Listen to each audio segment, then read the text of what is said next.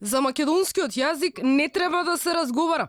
Председателот Пендаровски и лидерот на опозицијата Мицкоски на иста бранова должина во однос на провокацијата со непризнавањето на македонскиот јазик од страна на бугарските академици.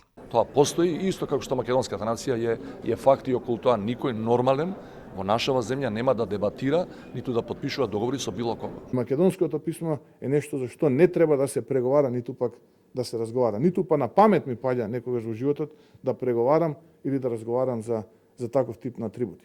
Ама премиерот Заев не се согласува. Тој најави разговор со бугарскиот премиер Борисов, пријателски и отворен, без муабети и префрлања за тоа кој прв почнал. Ќе организирам и лично состанок да се видам со премиерот на Република Бугарија Борисов.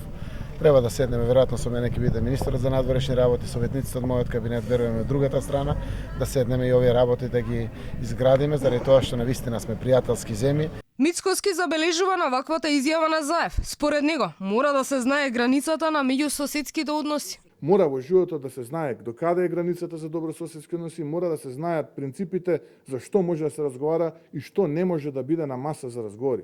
Македонскиот јазик е еден од неколкуте работи кои што не треба воопшто да се разговарат и преговарат.